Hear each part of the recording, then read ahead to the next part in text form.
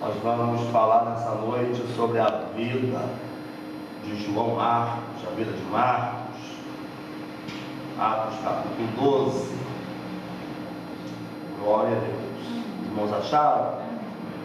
Eu vou ler o versículo 12 e na sequência estarei pulando para o versículo 25 do mesmo capítulo 12, que diz assim: e considerando ele nisso, foi à casa de Maria, mãe de João, que tinha por sobrenome Marcos, onde muitos estavam reunidos e oravam.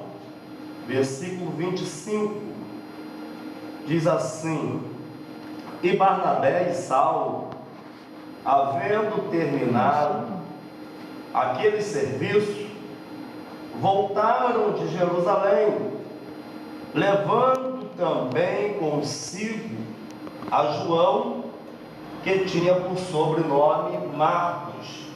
Agora leamos segunda carta de Paulo a Timóteo, no capítulo 4 e o versículo de número 11.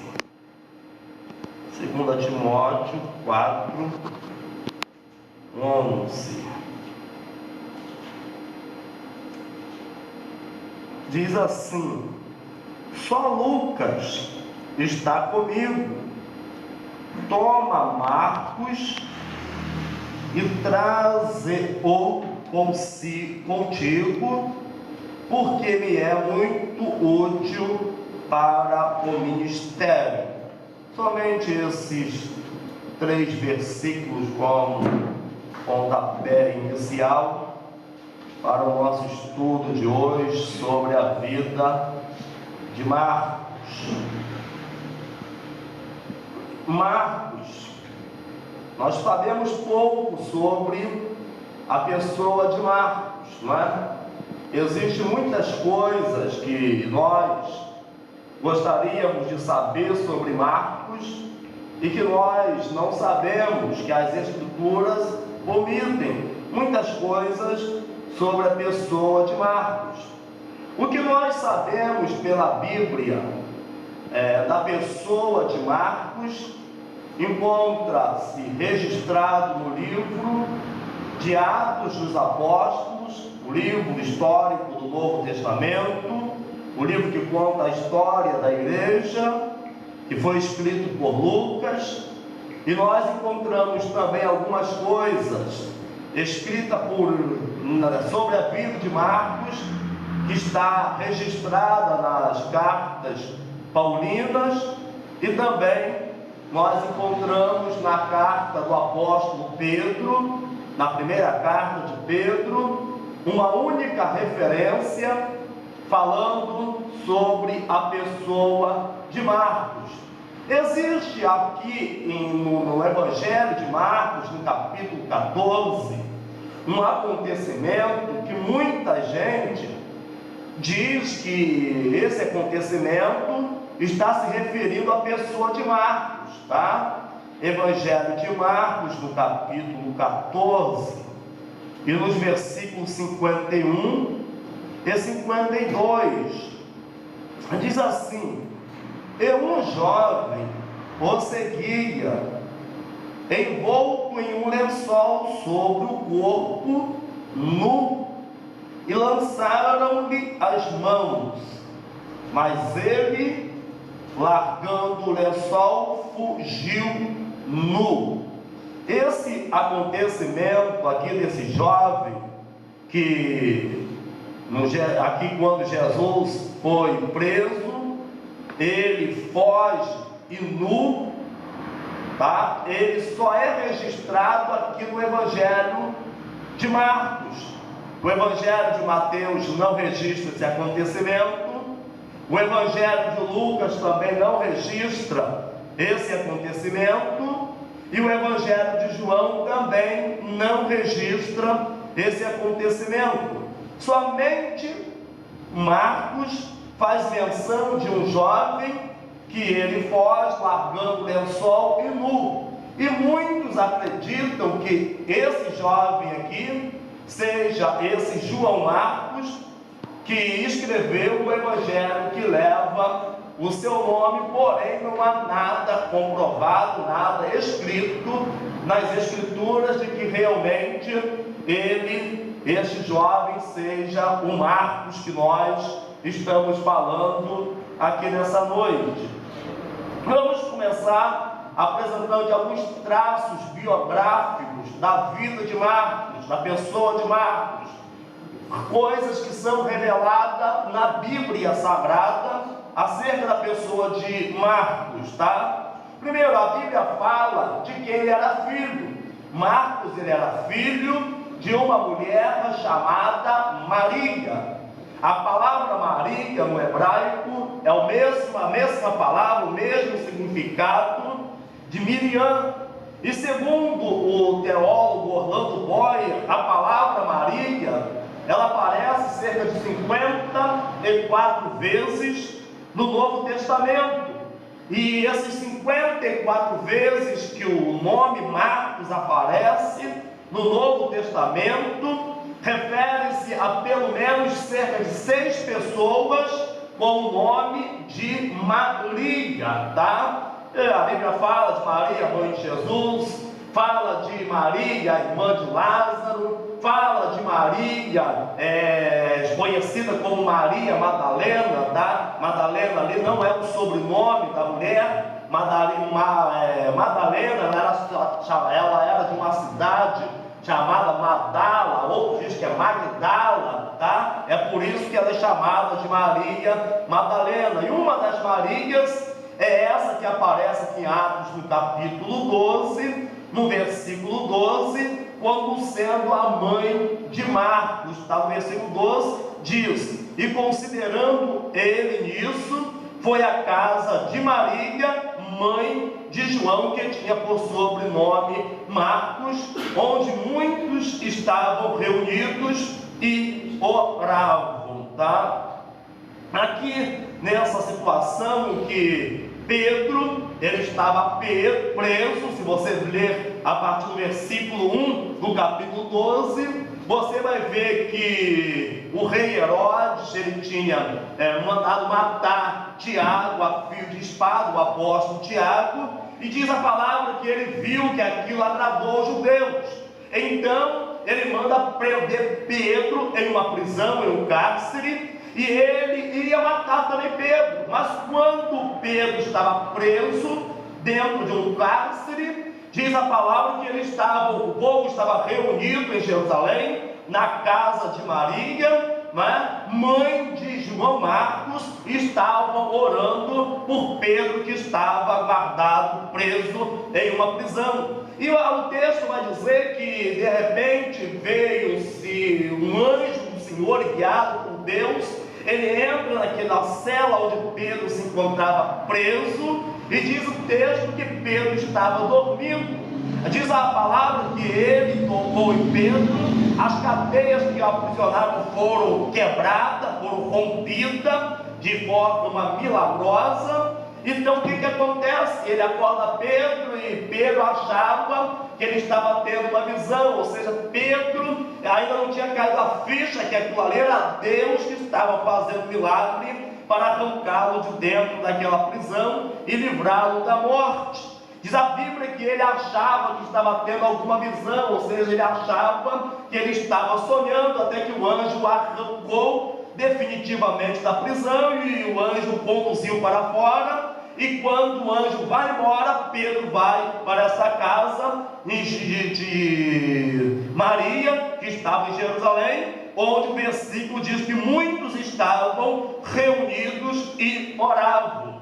Aqui nós estamos falando, aqui no texto bíblico, do primeiro século da era cristã. Aqui nesse período, tá, não existia templos como nós temos hoje, tá? As igrejas do primeiro século, ela se reunia nas casas para realizar o culto, as orações, a pregação, enfim. E aqui, essa casa que estava em Jerusalém,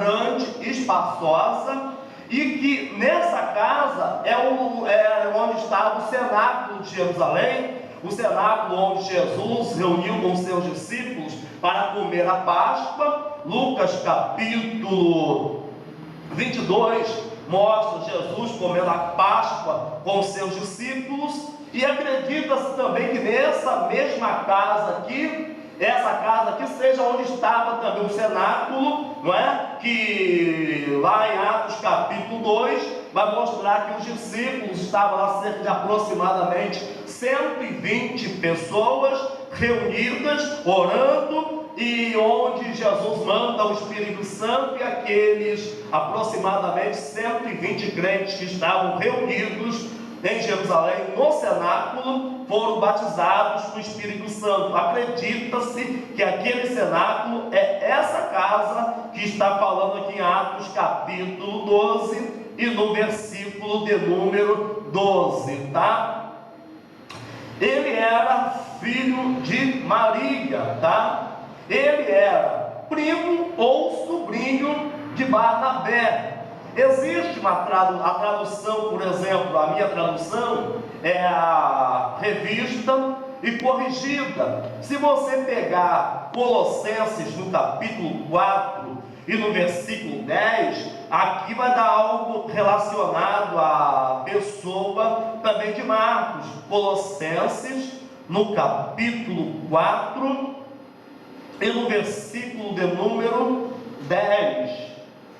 Diz assim: Aristarco, que está preso comigo, vos saúda, e Marcos, o sobrinho de Barnabé, tá? O sobrinho de Barnabé. Porém, se você pegar uma outra tradução, por exemplo, se você pegar a tradução a NVI, que é a Nova Versão Internacional, esse versículo aqui que na Revista Corrigida diz sobrinho de Barnabé, lá não está escrito sobrinho, lá está escrito primo de Barnabé. Então, por que essa diferença que uma diz primo e a outra diz sobrinho? Sinceramente, eu não sei o porquê que uma diz primo e que a outra diz sobrinho.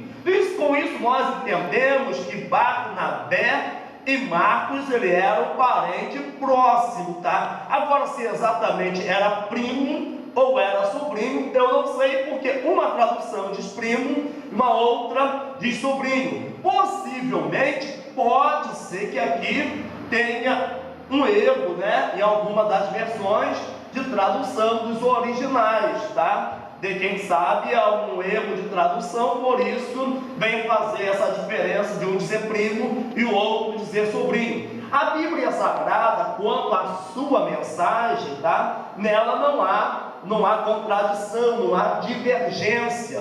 Muito pelo contrário, a Bíblia Sagrada, ela se complementa, ela se interage, tá? Ela auto se explica. Isso é um ponto básico da hermenêutica, que é a ciência que estuda a interpretação, hermenêutica sagrada, né? Que estuda a interpretação de textos bíblicos, tá?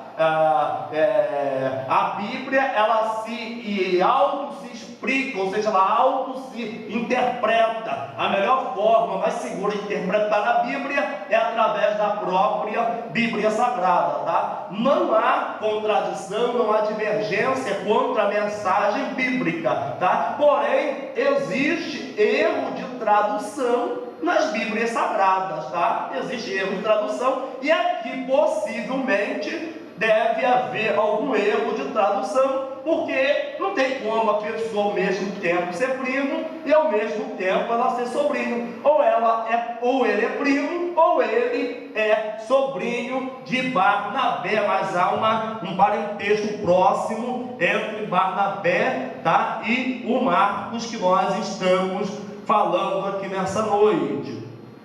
Ele, tá? Marcos, ele era filho na fé do apóstolo Pedro. 1 Pedro capítulo 5 e no versículo 13 vai mostrar isso. 1 Pedro capítulo 5 e no versículo de número 13.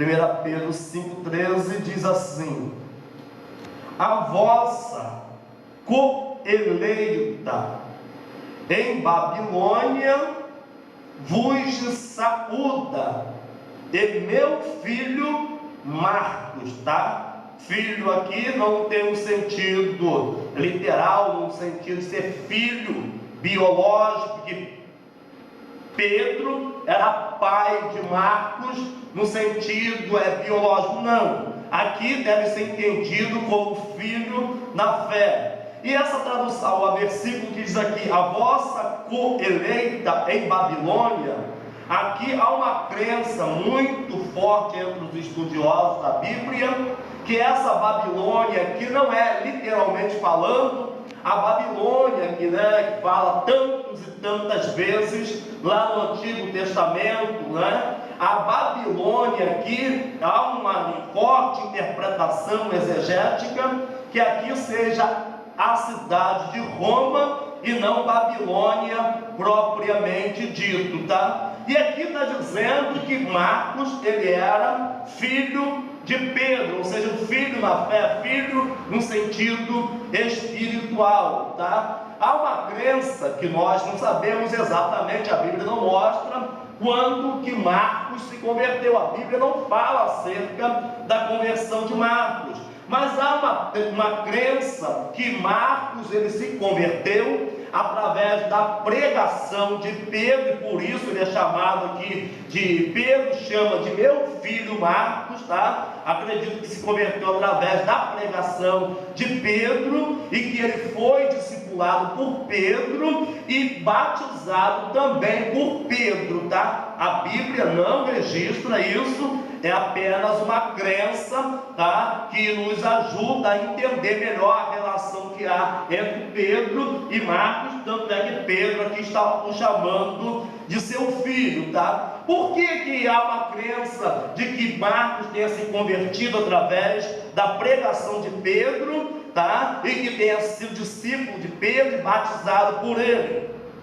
Como nós lemos aqui em Atos no capítulo 12, nós vamos ver que era normal Pedro frequentar a casa de Marcos. Tanto é que quando ele estava preso, quando ele sai da prisão, ele vai direto para a casa de Marcos, lá onde estavam os crentes reunidos, a igreja reunida estava orando, intercedendo por ele. Tá? Essas são poucas coisas que a Bíblia fala acerca da pessoa de Marcos, tá? E a Bíblia vai mostrar também que ele foi um dos cooperadores de Paulo, tá? Colossenses capítulo 4 mesmo, e no versículo 10 mostra isso. Filemão capítulo 1 e versículo 21, 24, melhor dizendo, mostra isso, tá? Mas eu não quero me ater nem em Colossenses nem em Filemão. Eu quero retornar com você lá em 2 Timóteo, melhor dizendo, no capítulo 4 e no versículo 11. E depois nós vamos para Atos capítulo 13 e também Atos capítulo 15.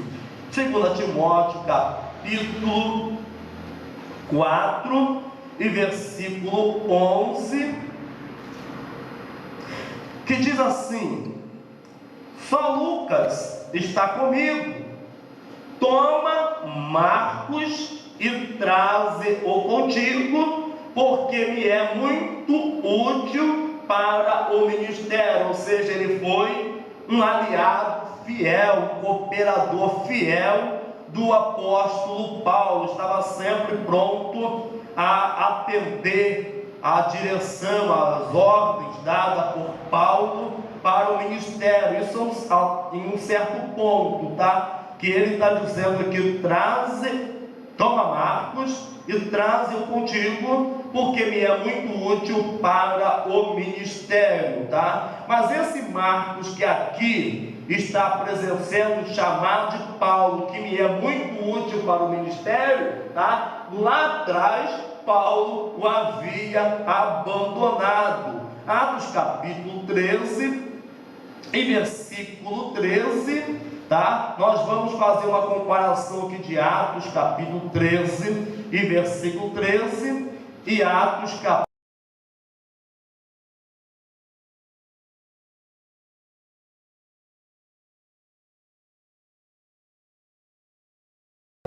Atos 13 e versículo 13 diz assim: e partindo de Pafos, Paulo e os que estavam com ele chegaram a Perge da Panfilha, mas João, apartando-se deles, voltou para Jerusalém. Aqui começa a falar da primeira viagem missionária do apóstolo Paulo, que fez 3 viagens missionárias.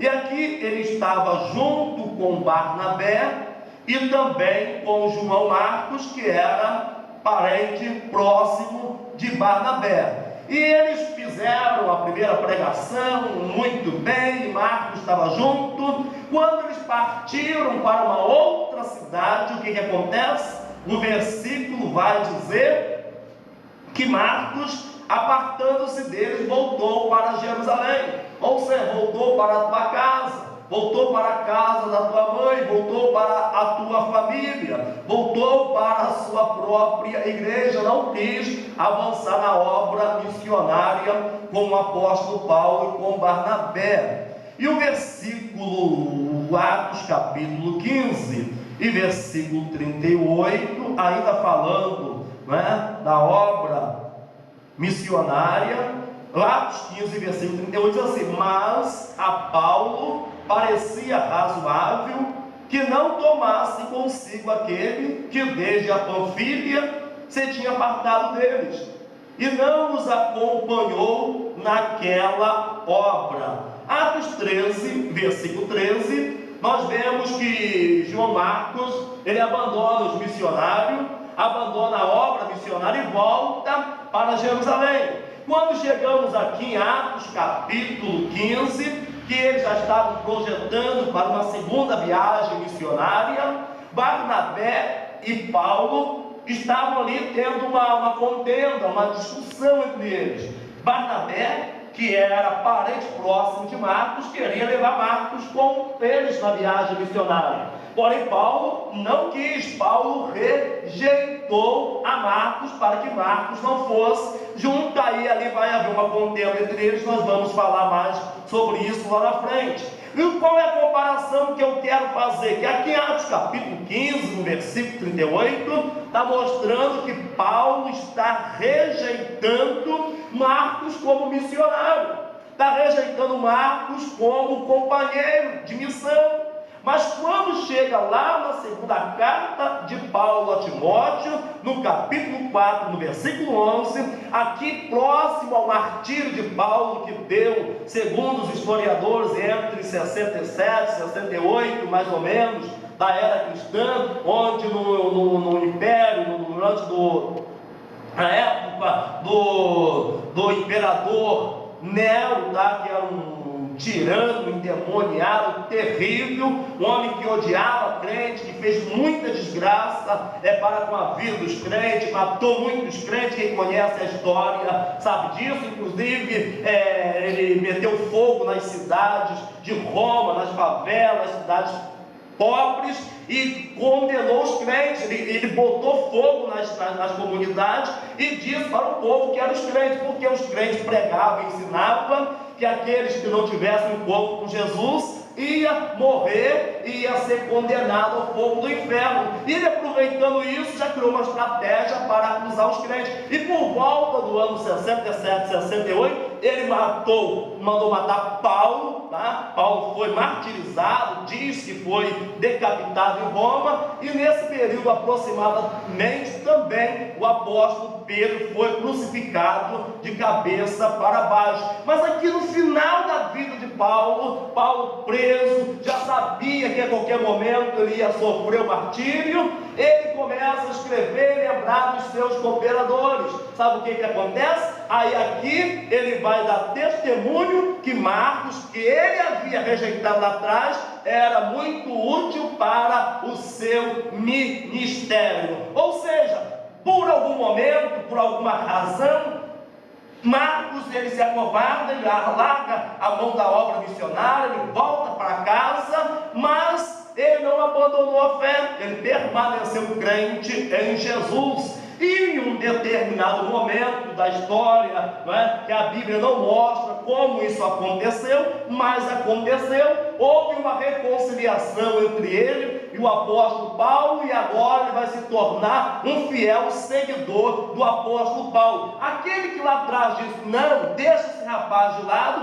agora está mandando trazê-lo porque era útil para o ministério. Eu não sei, meu irmão, a situação, a história da tua vida. Quem sabe você já passou por alguns fracassos, ou quem sabe você está vivendo um momento de fracasso na tua vida, na tua história. Quem sabe tem momento que passa na tua mente que o teu ministério, que a tua história acabou, que tudo está perdido, que não tem como recuperar, que é uma causa sem solução. Quando eu olho para a história de João Marcos, eu entendo que não, por mais que por algum momento, por alguma tribulação, alguma aflição, algum sofrimento, algum caos que venha acontecer na tua vida, você venha fraquejar, contudo Deus ainda, Ele pode estender as tuas mãos para você, te dar graça, te erguer, te colocar de pé e fazer de você um guerreiro,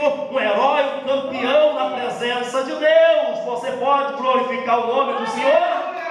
Paulo lá atrás está falando: não, eu não quero Marcos. Marcos acovardou, Marcos ele é medroso, Marcos não foi firme o suficiente para permanecer. Vamos deixar ele de lado. Ele pode ser uma pedra de tropeço, ele pode servir para nos atrapalhar na obra missionária, mas lá na frente o próprio Paulo está mandando chamá-lo. Aqueles que quem sabe estão te rejeitando, pode chegar o momento que eles vão ter que se curvar e falar: trague-os, porque ele é útil para a minha vida, ele é útil para a minha história, ele é útil para o meu futuro, e o nome do Senhor vai ser glorificado. Glória ao nome de Jesus.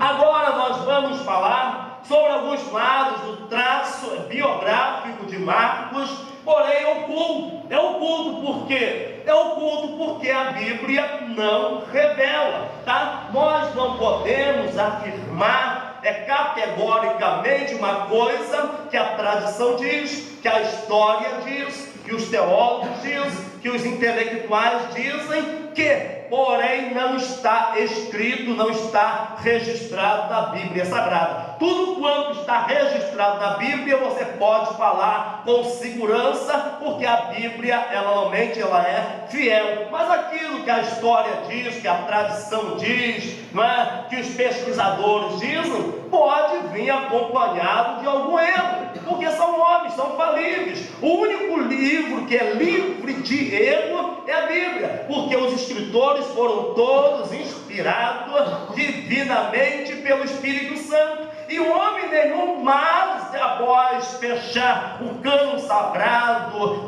para que formou os 66 livros reconhecidos como livros divinamente inspirados pelo Espírito Santo, recebe a inspiração para escrever algo que seja infalível, tá? Então a Bíblia diz, aquilo que a Bíblia não diz é algo que nos ajuda a entender o que a Bíblia diz, porém pode estar certo, como também pode estar errado, tá? Por exemplo, onde João Marcos nasceu? A cidade natal de Marcos. Qual é? A Bíblia não fala, mas há uma crença, tá? Há uma crença, tá? Com base, tá? De certa forma, entre aspas, no texto bíblico, de que ele era da cidade de Jerusalém, tá? Porém, não está escrito que ele era de Jerusalém, mas há um entendimento que ele era da cidade de Jerusalém. Ou se ele não era, ou seja, se ele não nasceu em Jerusalém, pelo menos ou foi criado lá, ou pelo menos nós temos certeza de que ele morava na cidade de Jerusalém. Atos capítulo 12 e no versículo 12, tá? Vai nos ajudar a entender essa situação. E também Atos 12 e no versículo 25, que diz assim: e Barnabé e Saulo, havendo terminado aquele serviço, voltaram de Jerusalém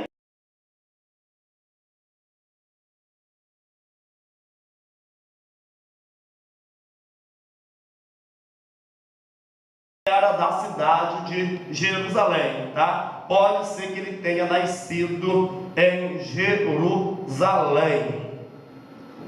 Profissão, tá? Nós não sabemos qual era a profissão de Marcos. Não sabemos, a Bíblia não mostra, não é? O que ele fazia, em que ele trabalhava. A Bíblia não mostra. Porém, nós entendemos que Marcos era um camarada trabalhador.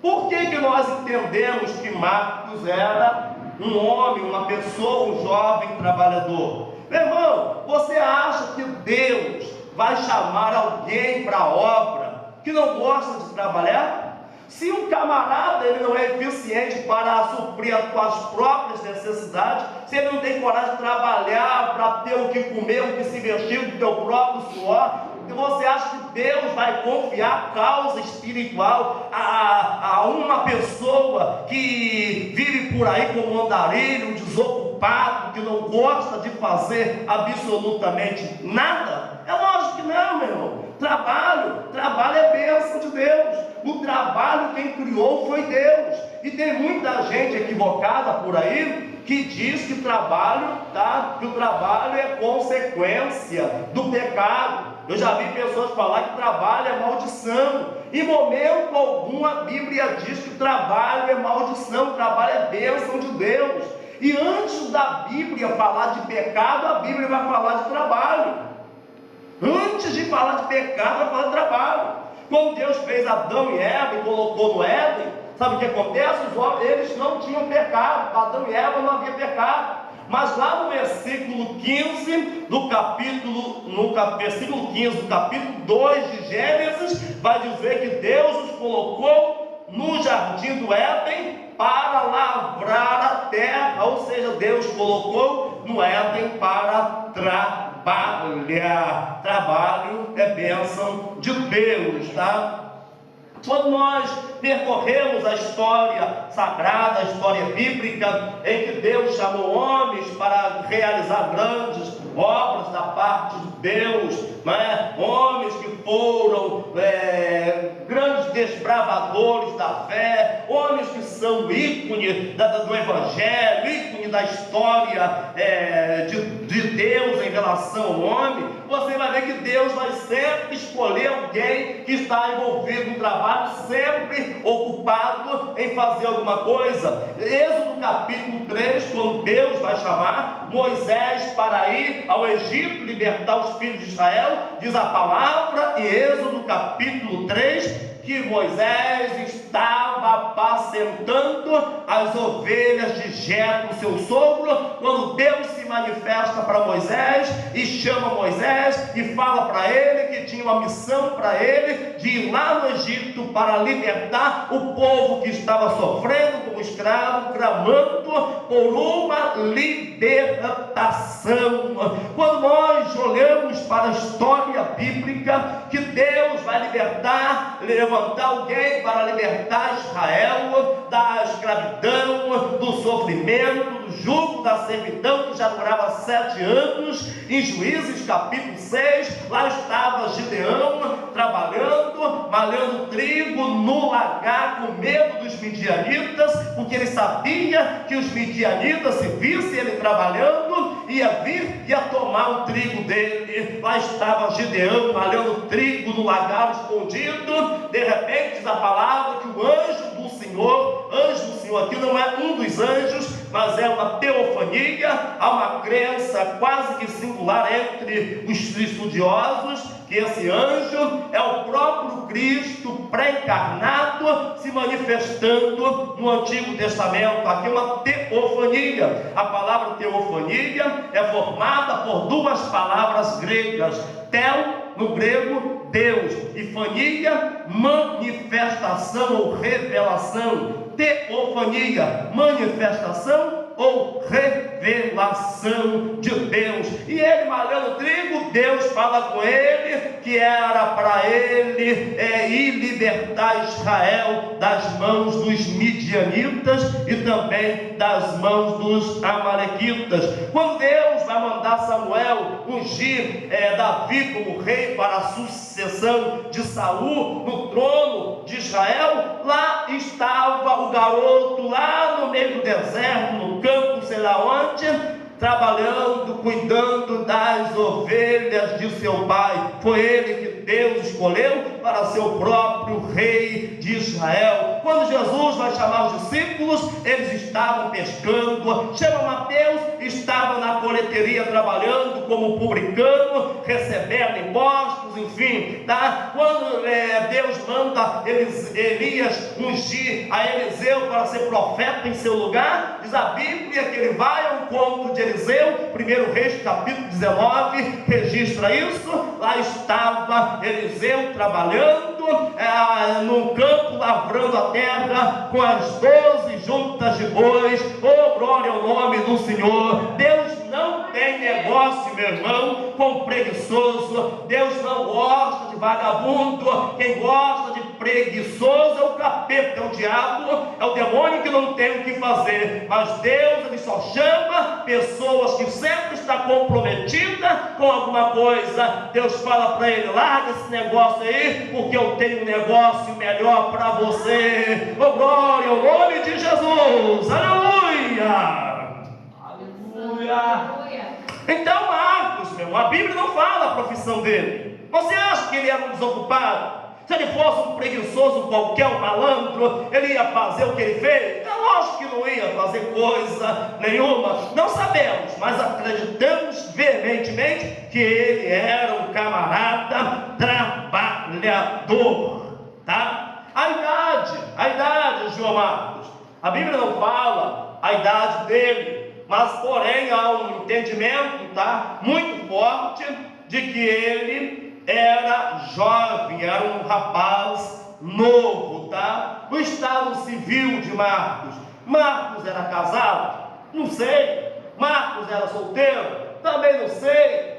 Não sabemos nada acerca da vida dele. A Bíblia só fala que ele era filho de Maria, nem do pai dele. A Bíblia está revelando, é o pai, tá? Tanto é que aqui no versículo 12 diz assim: e considerando ele nisso, foi à casa de Maria. Aqui nessa cultura, meu irmão, mulher, ela não tinha o valor que tem hoje. Mulher é algo muito assim, desacreditado, desprezado, não sei como expressar certamente a situação da mulher, tá? Então o que acontece? Quando a Bíblia vai botar aqui a mulher na frente do homem, ou que ela exercia uma posição ainda maior do que o caso do marido, que é uma coisa muito rara na Bíblia. E quando a Bíblia fala aqui da casa de Maria e não fala do marido, o que entendemos com isso? Que o marido dessa mulher, que era o pai de João Marcos, ele já havia falecido. Então acreditamos que ele era órfão de pai, tá? Porque se ela tivesse marido, obviamente, não é? Primeiro ia falar o nome do marido, ia falar o nome do pai de João Marcos, e na sequência então mencionaria, tá, a mulher. Mas aqui fala direto casa de Maria. Então nós entendemos que Marcos, ele era órfão de pai. O pai de Marcos já havia falecido, tá? Marcos, tá, ele foi também um missionário.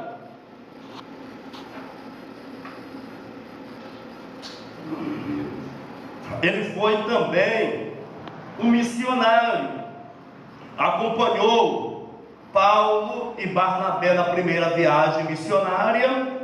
Atos capítulo 13, em versículo 5, vai dizer assim: e chegados a Salamina, anunciavam a palavra de Deus nas sinagogas dos judeus, e tinham também a João como cooperador.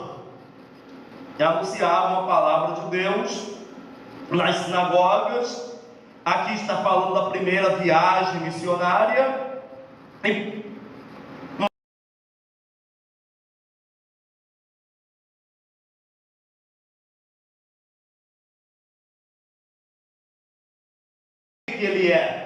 Ele é um missionário, ele é um enviado, tá, de Deus com uma missão.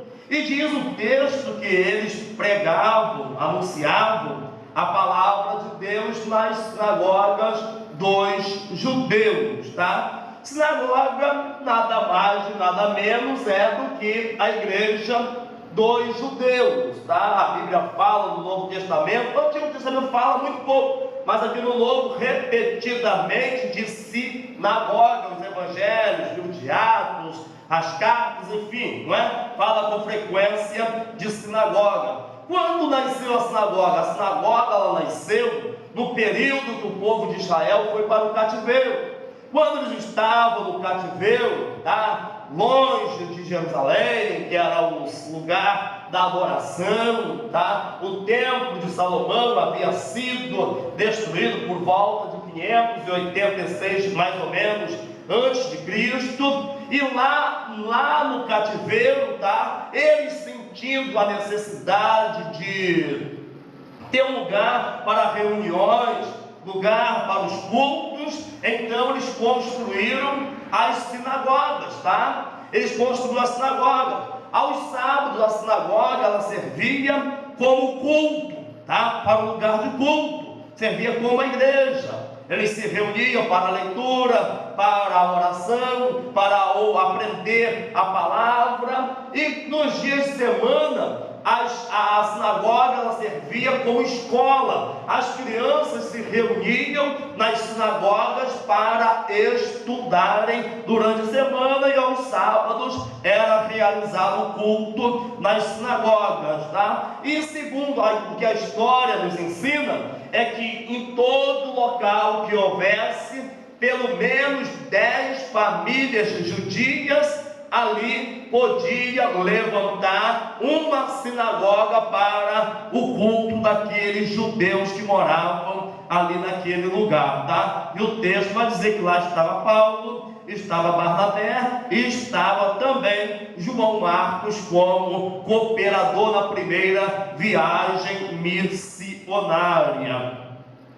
No decorrer da viagem missionária, tá? Ele vai acontecer, é o que eu já até mencionei aqui, ele vai desistir e ele voltou para casa. Qual é a razão de João Marcos, que já estava empenhado em uma obra missionária, voltar para casa?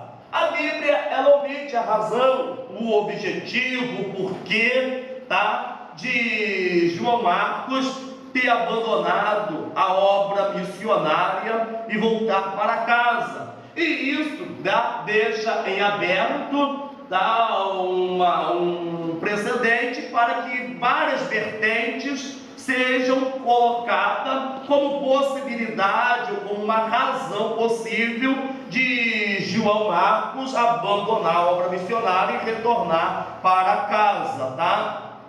Uma das razões, das possibilidades, ele poderia ser muito jovem e ter sentido saudade de casa, tá? O que acontece? Um jovem, ele é muito emotivo, ele é muito levado pela emoção, ele vê, ele acha bonito, é atrativo, ele também quer, mas na maioria das vezes ele não tem maturidade para avaliar as consequências, para pesar os contratempos, os percalços, os reveses que vão surgir no caminho. Então ele vai com muito gasto, com muita empolgação, com muita emoção, mas quando ele vê o fervor da situação, sabe o que acontece?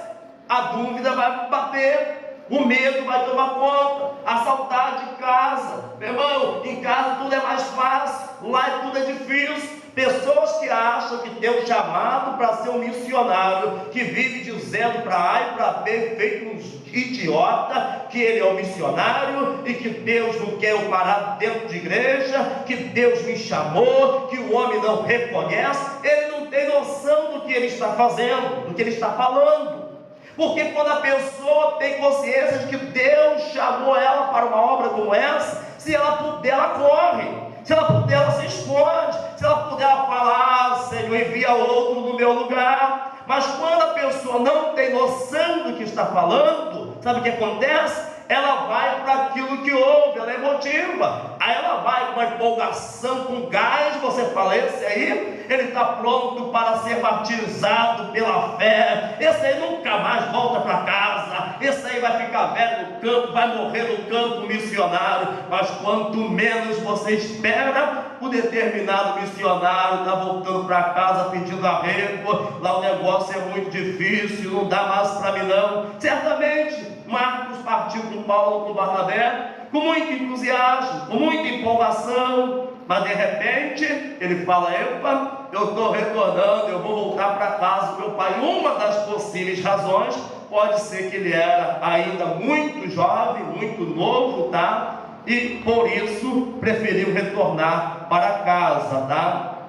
Outra possibilidade é que ele poderia não se sentir confortável em evangelizar os gentios, porque nós estamos falando aqui do primeiro século da era cristã. Eu não sei, quem sabe aqui é algo relacionado ao ano 50, 40 e alguma coisa, 50 e pouco, mas é bem antes aqui do ano 70, depois que Cristo, Jerusalém foi destruída pelo exército romano, comandada pelo general Tito. Então o que acontece? Aqui ainda havia muito um pensamento, tá? Na mente dos judeus, aqueles judeus, que a salvação era exclusividade dos judeus e não para os gentios. Os gentios eram considerados como imundo. Então, quem sabe Marcos era um judeuzão e achava estranho evangelizar os gentios, entendendo que a salvação era somente para os judeus e não para os gentios. Entenda, é uma possibilidade, tá? Não está escrito na Bíblia, tá? Outra, ele poderia ter encontrado dificuldade em relacionar-se com Paulo. Quem sabe ele não gostou do apóstolo Paulo. Quem sabe ele não achou que Paulo era uma pessoa muito rude, uma pessoa de muito pulso, algo desse tipo, né? Possibilidade, não há nada confirmado, tá? Ele poderia não se ter adaptado às viagens marítimas. Quem sabe os apóstolos estavam viajando no meio do mar, tá?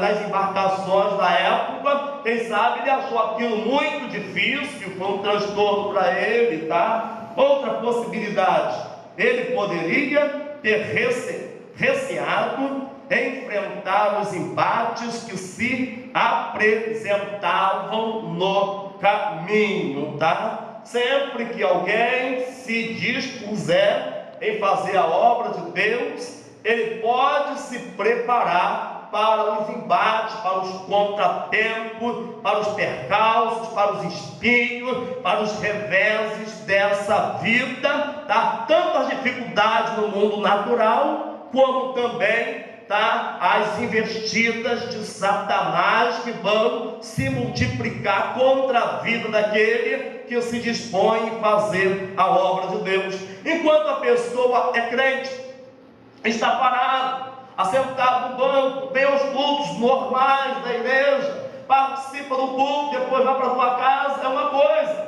Mas quando ele entende que ele precisa botar a mão no arado, trabalhar, evangelizar, buscar mais a Deus, buscar mais o conhecimento da palavra, jejuar mais, Satanás ele vai regimentar um exército de demônio para combater contra a vida dele, para ver a ruína e a queda dessa determinada pessoa.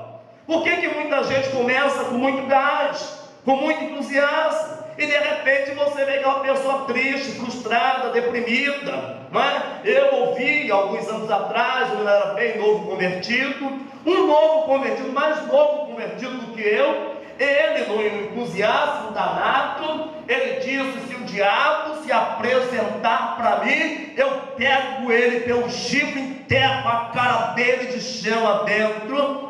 Poucos dias depois, essa pessoa estava desviada, fazendo tudo quanto ela fazia no passado, tá? Então, nós temos que ter muito cuidado com aquilo que nós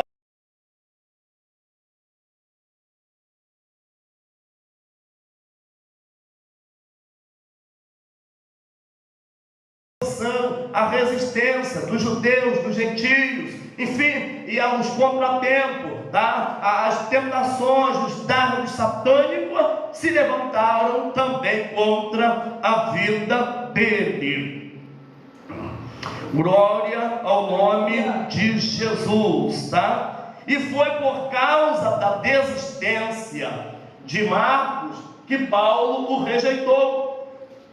Paulo e Barnabé, eles eram companheiros na obra missionária. Eles eram os líderes naquele momento da obra missionária, tá? E por causa dessa situação da desistência de Marcos, depois Barnabé quer levá-lo novamente para a obra. Paulo rejeita. Sabe o que vai acontecer? Está aqui registrado em Atos capítulo 15, tá? Depois você leia atentamente o que o texto bíblico e vai dizer, aqui no versículo de número 36 até o versículo de número 41. Aqui vai registrar que houve uma contenda entre Paulo e Barnabé.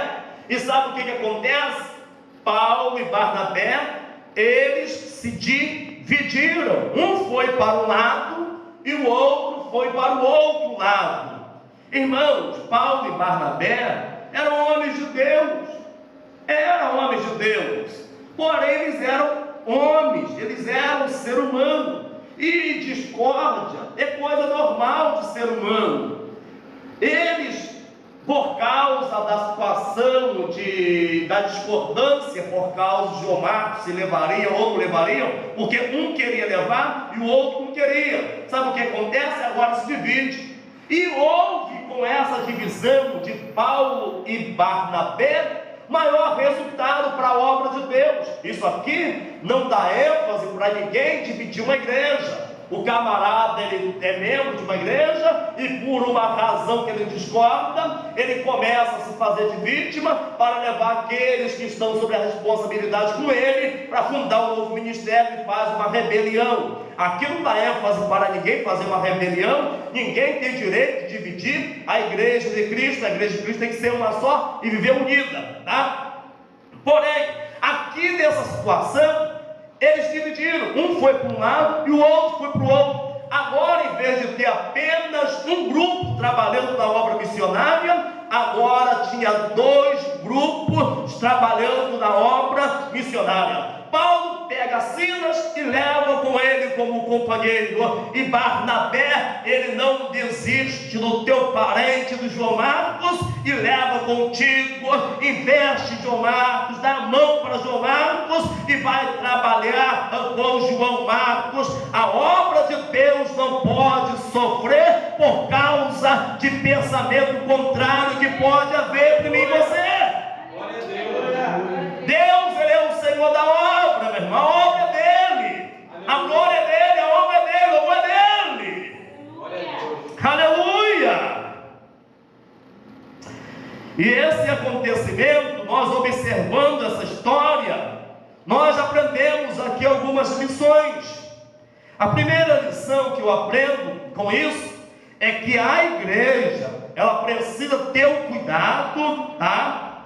ao ato de separar alguém para o ministério, tá?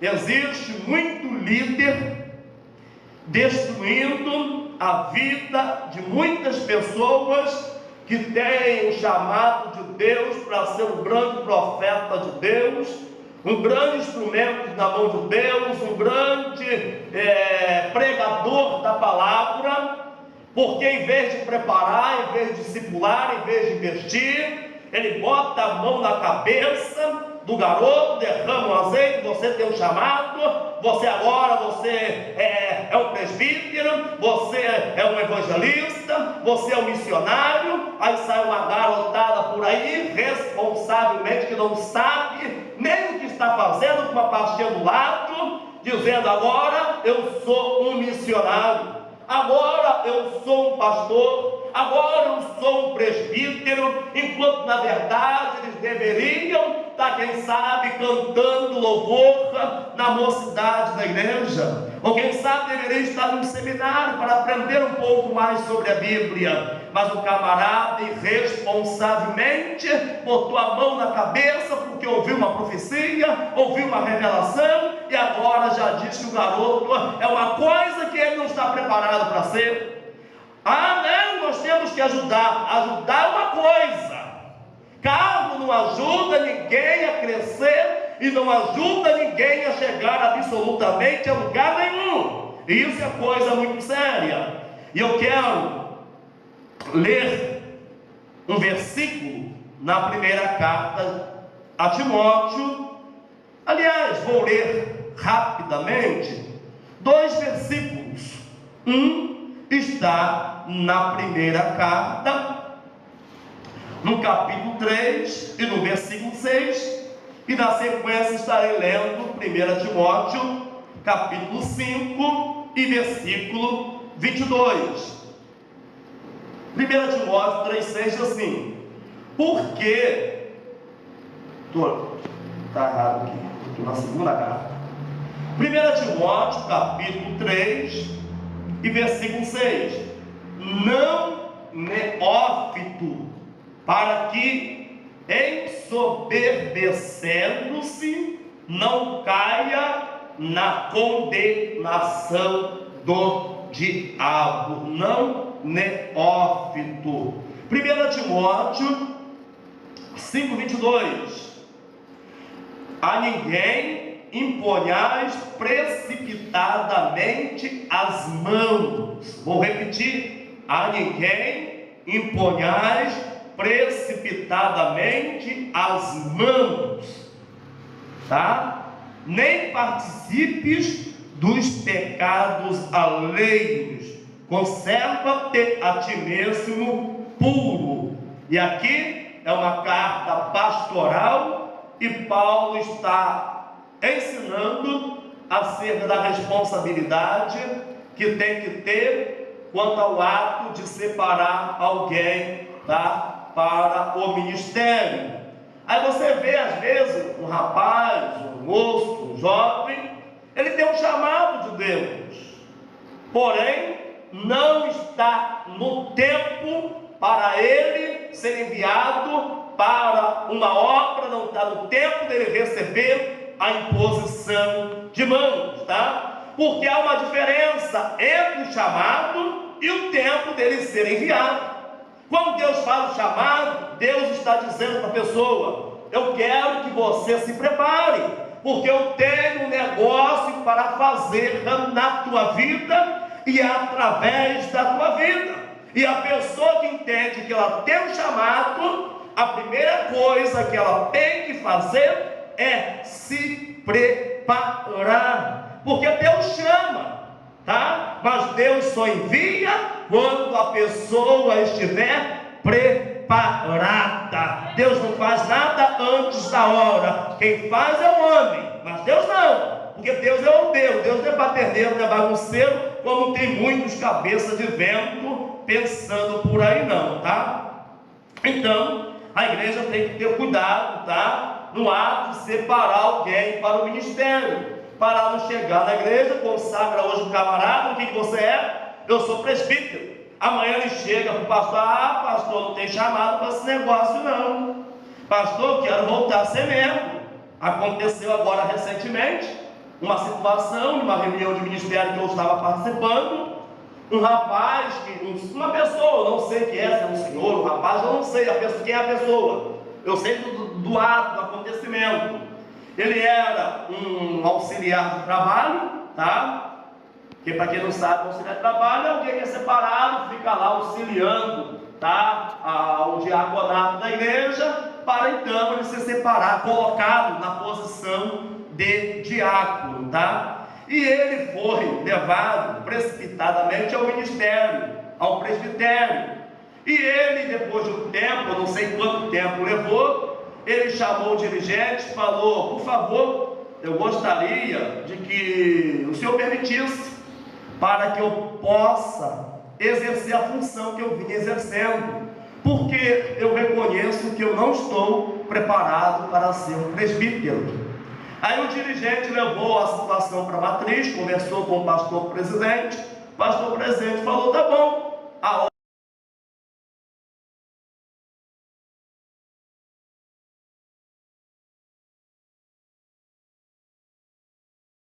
presbitério na igreja. E a situação foi apresentada para o ministério. O rapaz que já tinha recebido a unção, a consagração para o presbitério, agora ele está lá trabalhando, com todo respeito, nada contra a questão, está lá na porta da igreja, auxiliando, entendeu? Recebendo, recepcionando as pessoas, tá? Porque enquanto, na verdade, ele já estava no púlpito da igreja, como presbítero da igreja. É o que Paulo está dizendo: não imponhais a mão precipitadamente para o ministério, tá? Que você bota alguém em uma posição que ele não está pronto, você está arrumando aborrecimento e dor de cabeça para a tua vida.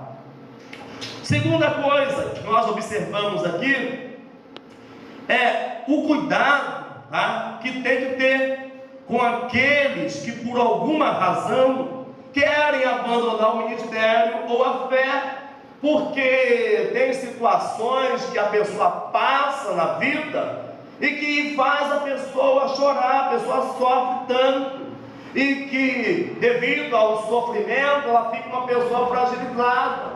Quem sabe ela acha que a solução é ela abandonar o ministério, ou abandonar até mesmo a fé, quem sabe deixar de ser crente. Então o que acontece? A igreja ela precisa ter habilidade para lidar com essas situações, tá? E investir para que essa pessoa possa dar a volta por cima e tomar a posição que lhe foi confiada e que Deus próprio chamou e lhe confiou, tá? Aqui nós vemos que quando Barnabé, ele vê que Marcos havia desistido e que Paulo havia rejeitado, sabe o que ele faz? Ele vai abraçar a Marcos, dá a mão a Marcos e não o abandonou, tá? Barnabé, o filho da consolação, e nós temos aqui o Leandro, que é o novo Barnabé aqui dessa igreja, né? Glória a Deus por isso. Então, Leandro, a função, a missão é tua. Quando você vê o crentezinho meio fraco, meio triste, você chama para ele: meu irmão, erga a cabeça, é para cima que se olha e vamos tocar o barco para frente, para a glória do nome de Jesus. Glória a Deus, tá? Aqui em Araruama, nós temos muita garotada boa aqui em Araruama. Muita garotada boa. Infelizmente estão sendo destruídas porque não tem líder, tá? Para discipular, para ensinar, para preparar e colocar no caminho certo. Porque aqui na nossa cidade, infelizmente, tem uma avalanche de pessoas aí se intitulando a pastor. Os caras se convertem hoje, amanhã pastor, estão abrindo igreja, fazendo e acontecendo. Eles não sabem nem o que é ser um discípulo. Eles saem por aí consagrando todo mundo a torta direito, a tudo quanto é maneira, de tudo quanto é jeito. Aí tem uma garotada aí do manto, aí que só o sangue do cordeiro para ter misericórdia, tá? Enquanto a partida, se eles tivessem alguém para lhe ensinar, eles iam dar muito fruto na obra de Deus, tá? Infelizmente estão na mão de pessoas erradas. Eu fui recentemente em um culto, e tem um jovem, um adolescente ainda, que lá ele já está com fama de pregador no bairro. Várias pessoas falaram para ele, mas você tem que ver esse garoto pregando, esse garoto prega muito. Falei, glória a Deus. E eu fui nessa igreja visitar. Chegando lá, o garoto, ele estava dirigindo o culto. Eu falo garoto, que é um garoto mesmo, deve ter uns 14 anos, eu acho que não tem mais do que isso, 14 anos, dirigindo o culto, no domingo, dirigindo o culto. E ele, dirigindo o culto, ele falou, eu quero deixar uma saudação aqui, no primeiro livro de Samuel, tá? Já começa errado, se ele está dirigindo o culto, não é para ele dar uma saudação. E ele leu um versículo lá, falando de Ana, e ele colocou Eucana como se fosse a rival de Ana. Ele colocou Eucana como se fosse a mulher que irritava a Ana. Ele colocou Eucana como se fosse uma mulher que dava muitos filhos para o seu marido, e Ana não dava filho para o marido dela. E a Eucana, por dar filho para o marido e Ana não dar filho, Eucana irritava Penina. Eucana irritava a Ana. Eu falei, meu Deus do céu, mas da onde esse menino tirou isso? E ele com o texto aberto, tá? E ele com o texto aberto. E você via que tinha irmãos lá, alguns irmãos mais maturidade, que conhecem a Bíblia, olharam para a cara do outro assim, o que isso que ele está falando, que negócio é esse? Penina, que era a rival de Ana. Eucana era o marido de Ana.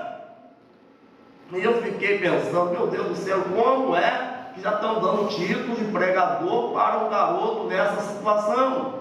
Enquanto na verdade ele precisa de um líder para ensinar, para instruir ele, coisa que está faltando.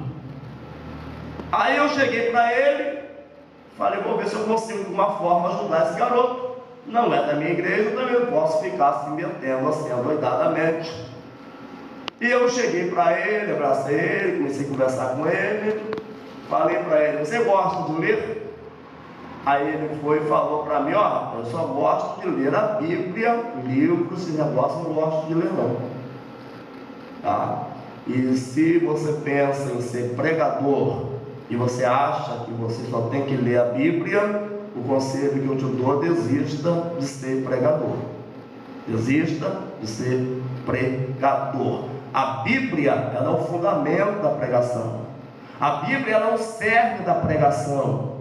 A Bíblia, ela é o pilar da pregação, tá? Porém, tem muitas coisas na Bíblia que você nunca vai entender se você não buscar em fontes, em livros, no que os teólogos buscam, que vai trazer esclarecimento acerca do texto, para que você possa interpretar e aplicar o texto bíblico de forma coerente.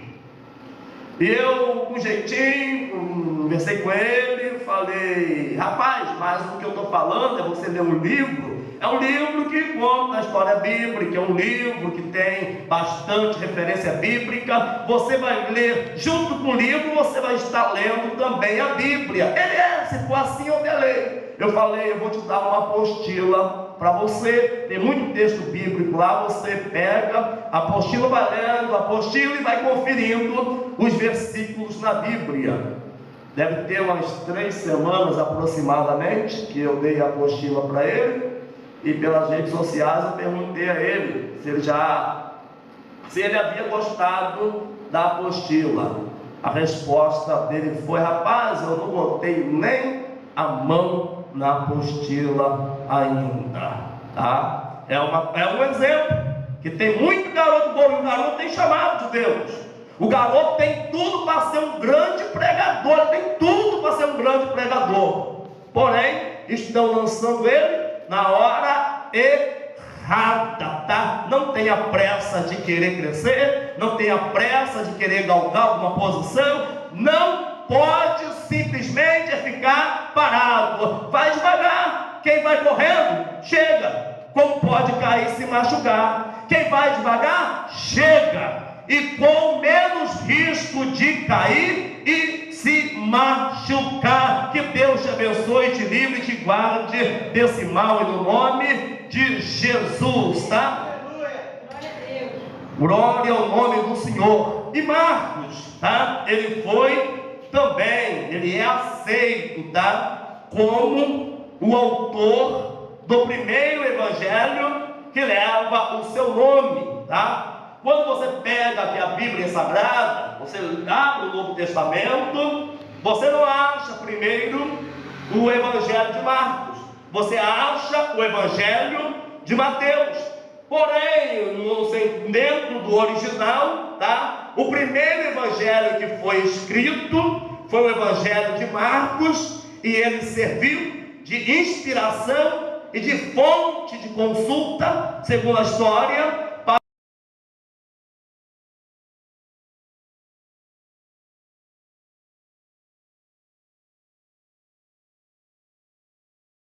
o Evangelho de Marcos para a escrita dos demais evangelhos. Por exemplo, o Evangelho de Mateus, tá? Ele basicamente repete quase que todo o Evangelho de Marcos, tá? Muito pouco que está no Evangelho de Marcos você não encontra também no Evangelho de Mateus, tá? Mateus basicamente ele vai reescrever o Evangelho de Marcos, tá? É algo muito repetitivo no Evangelho de Mateus, o Evangelho de Marcos, tá?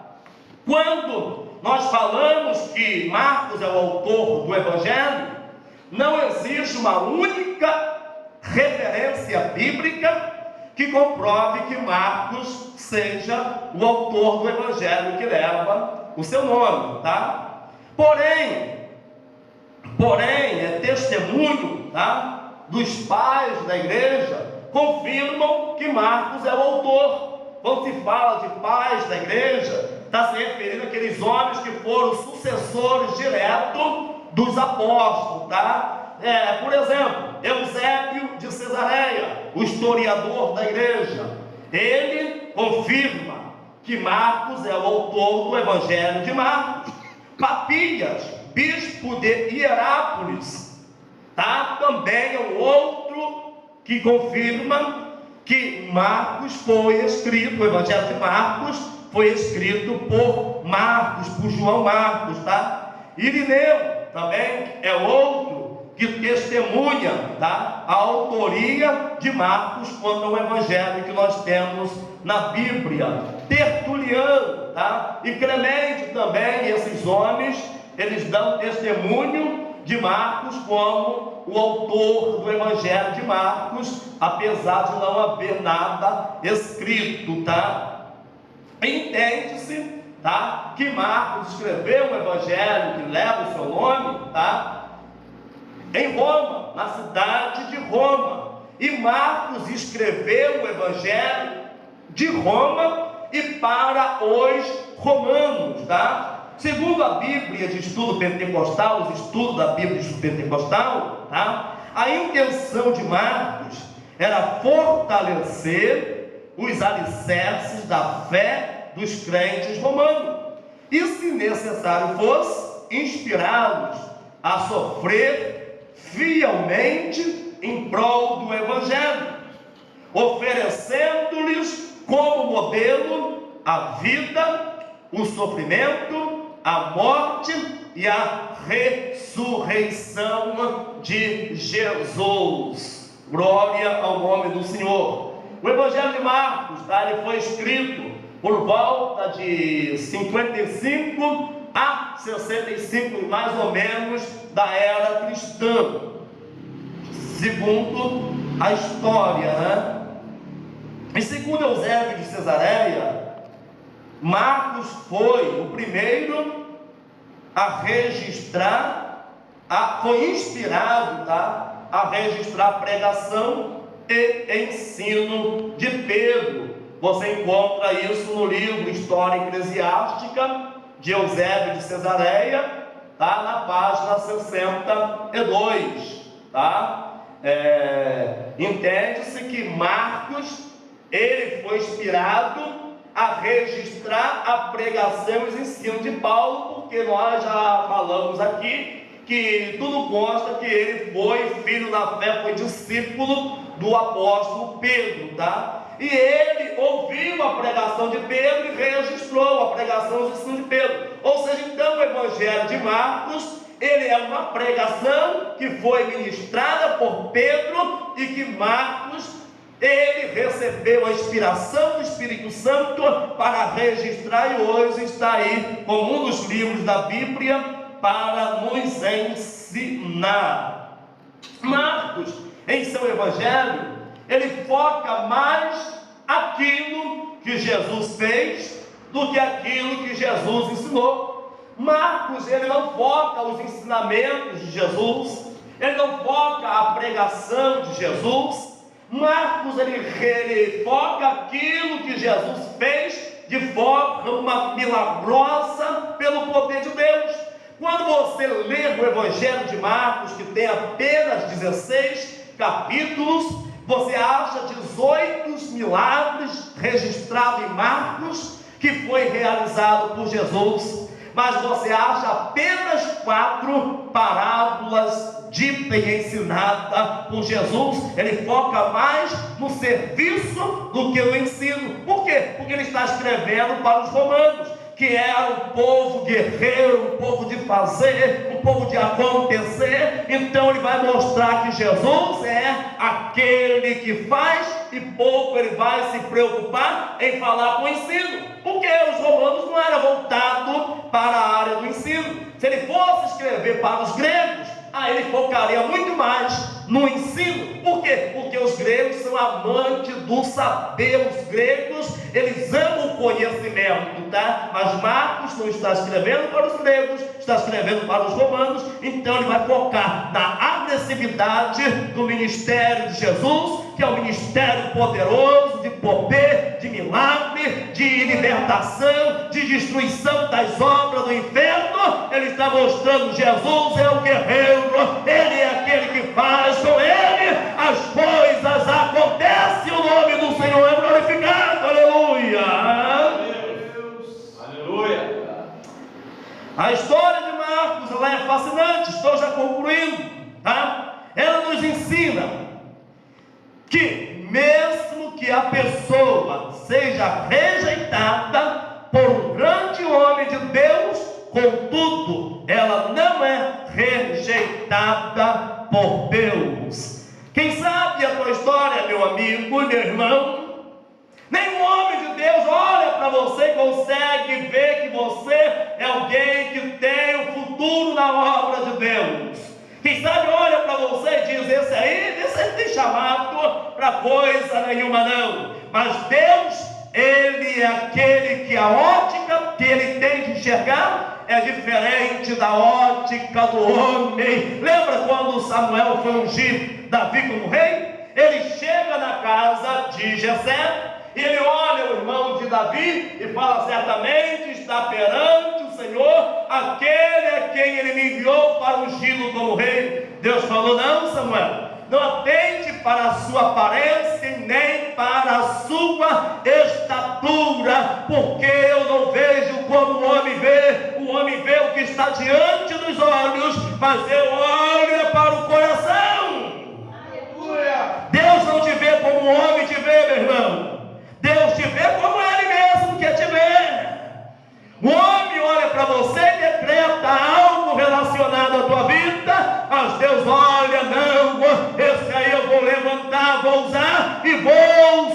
surpreender a muitos com aquilo que eu vou fazer na vida dele. Você pode levantar suas mãos para glorificar e exaltar o nome do Senhor. Aleluia! E Marcos é um caso desse. Marcos, ele foi rejeitado pelo próprio apóstolo Paulo. Aleluia! Mas ele não foi rejeitado por Deus. E o próprio Paulo, que o rejeitou, mais tarde foi obrigado a dar testemunho e a registrar o testemunho acerca da pessoa de Marcos. Deus não deixou isso no anonimato. Deus não deixou isso no campo da suposição. Deus não deixou isso no campo da teoria. Mas disse: não, eu quero que fique registrado como palavra da minha parte, que Marcos, ele teve a tua história mudada. Glória ao nome do Senhor. Eu quero que você diz, Paulo, que aquele que um dia você rejeitou está sendo útil para o teu ministério e que você próprio está mandando chamá-lo. Nova cantor de que vai se arrebentar.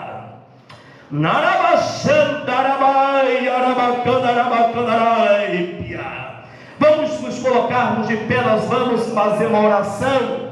E na sequência, Leandro, vem para cá, para você louvar a Deus com um hino, no nome do Senhor Jesus. Vamos nos colocarmos de pé. Eu quero pedir ao pastor pastor Marcos Roberto, aqui presidente da comunidade evangélica Emanuel, tá? Ele vai fazer uma oração e na sequência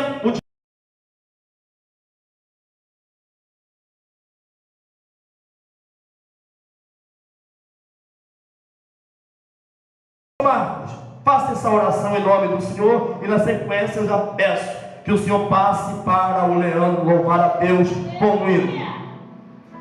Glória a Deus. Pai do Senhor com os irmãos, vamos fechar os nossos olhos.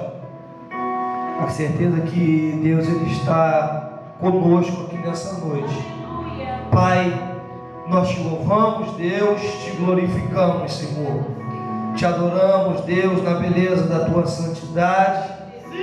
E diante, Pai, de Ti, na Tua presença, dentro da Tua casa, aqui nós estamos, Deus, uma vez mais para Te agradecer pelo dom da vida, Te agradecer por mais essa oportunidade, Deus, que o Senhor nos concedeu, meu Deus, de amanhecer, meu Pai, este dia, passarmos mais um dia de trabalho, Deus, e entrarmos no período da noite, Pai.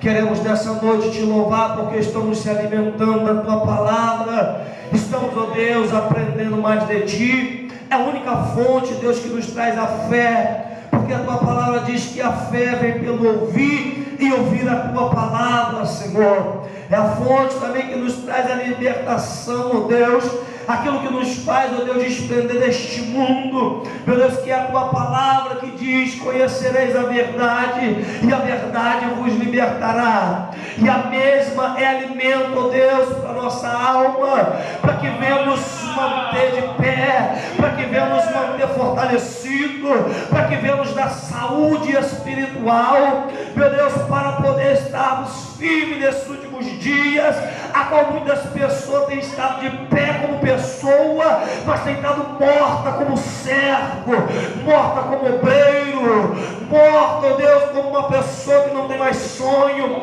como uma pessoa que não tem mais projeto, como uma pessoa que não tem mais perspectiva, meu Deus, como aqueles ossos, ó Deus, quando Ezequiel profetiza pela primeira vez, que os ossos se juntam, cada osso ao seu osso, e vem carne, vem pele, mas agora o Senhor fala: Ezequiel, o corpo está pronto, mas está morto, precisa o Espírito Santo. E no livro de Ezequiel, no capítulo 37, versículo 9, agora ele vai profetizar pela segunda vez e vai dizer: Espírito Santo vem dos quatro ventos e assopra sobre estes mortos para que viva. E nessa noite, Deus, aqui estamos para te pedir: Espírito Santo, assopra sobre os quatro campos dessa cidade de Araruama, porque tem muita carne, muito osso, muita pele, muito nervo montado. O corpo está de pé como um exército, mas está morto, porque não tem o Espírito Santo dentro de si.